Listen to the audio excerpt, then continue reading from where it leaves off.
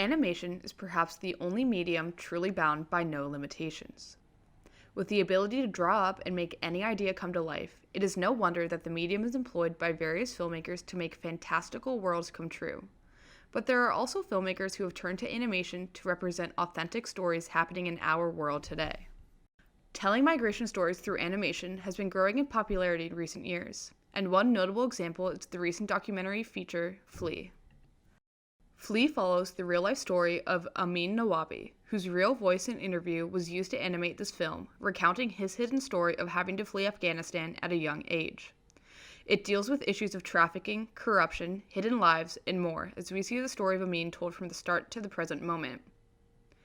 The film is a major achievement in animation documentary production, and even made history as the first film to be nominated for Best Animated Feature, Best Documentary Feature, and the Best International Film, all at the 2022 Academy Awards. But Flea is not the only animated film telling authentic migrant stories. In fact, in recent years, we have seen an influx of migrant stories being told through animated lenses, particularly in the format of short films. While animation can be a cheaper alternative to live-action filmmaking, why would filmmakers turn to a medium known for its otherworldly powers to tell stories that are happening in our own world? I argue that there are three main points in why up-and-coming filmmakers, journalists, and immigrants are turning to animated forms to tell their stories, in hopes of raising awareness on the plights and treatment of migrants. I will be specifically looking at migrant stories coming out of the US-Mexican border, and how animation provides anonymity, visual metaphor, and even critiques on modern-day policies affecting these humans. Animation allows anything to come to life. Whether it's a hand or a toy that acts as our main character, the only thing bounding animation is imagination. We see this tool used in a rather unique way in Flea, where its subject, under the pseudonym Amin, is animated as a human, but is given a layer of anonymity crucial to his well-being and status as an undocumented refugee living in Europe. By not positioning Amin in a place of danger, and also being able to animate him as a human, director Jonas Poher Rasmussen strays away from the typical media representation of refugees, and gives audiences a figure that they can easily relate to and empathize with.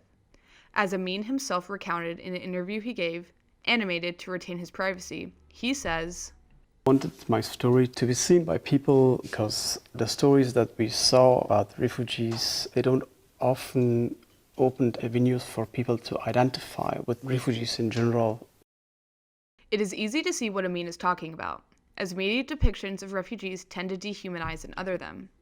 Giving this option of anonymity, yet maintaining the humanity of its subjects, animation provides a powerful platform to accurately tell and portray the lives of migrants and refugees that is not often, if ever, done in popular media. This tool of anonymity is used in other animated films depicting the migrant, such as the short film A Line Birds Cannot See. This short, directed by Amy Bench, follows the story of Elle, as she immigrated from Guatemala to the US when she was 13.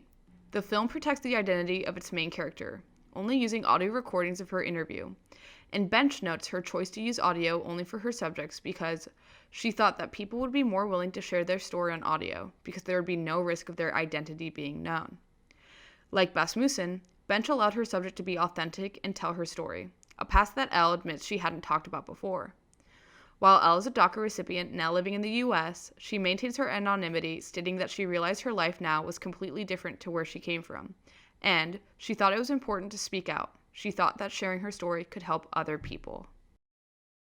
After anonymity, animation allows filmmakers to create visuals that cannot be captured or reproduced using a camera, leading to the creation of imagery and symbols that exemplify our lived experiences beyond what we can just see. A Line Birds Cannot See employs this subtly and sparingly, but to powerful effect. Elle's kidnapper only ever appears as an exaggerated and looming shadow, and instead of depicting the violent traumas enacted on her, we only see the spotlights of Border Patrol, putting us in Elle's perspective without exploiting her past. This is a powerful way to depict her story.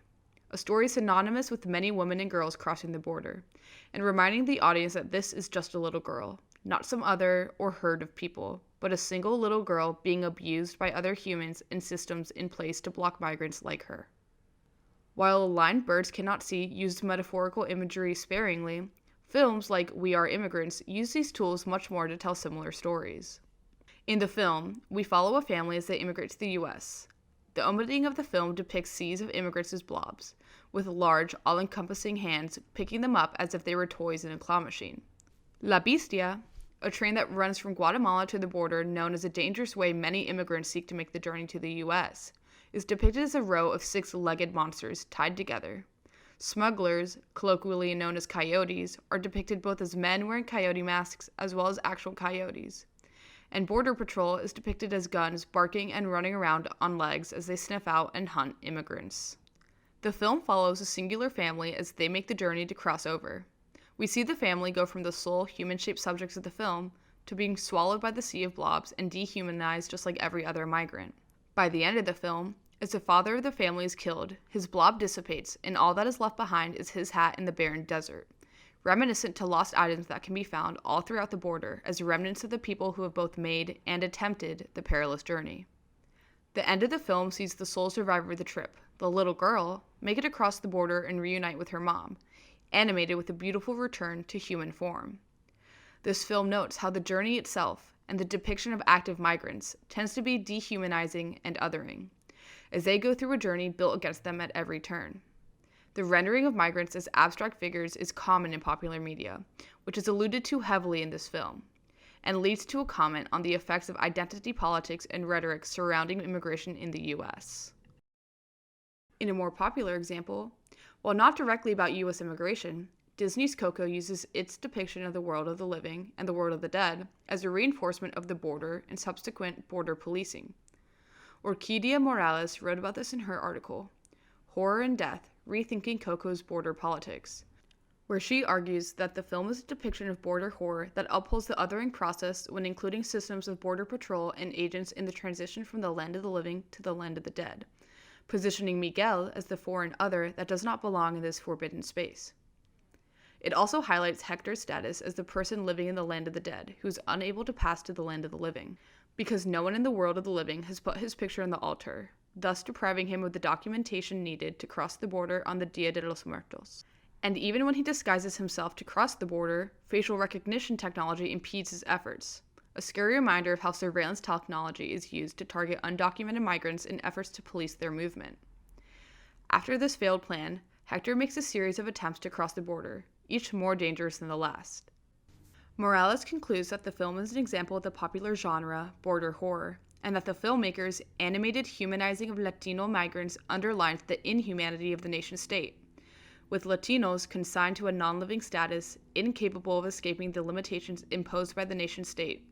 Such is the nature of border horror.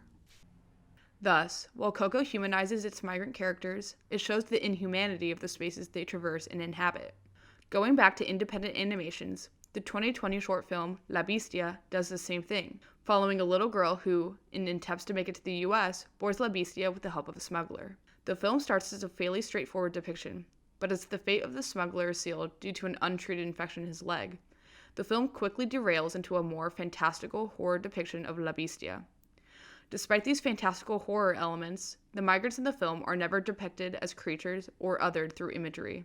In fact, they are the one constant as the dangerous train they ride transforms into a monster and traverses through unearthly lands. Just like in Coco, the film maintains the humanity of these people fighting for a better life, all while revealing the inhumanity that awaits them at every turn in the surroundings they travel through.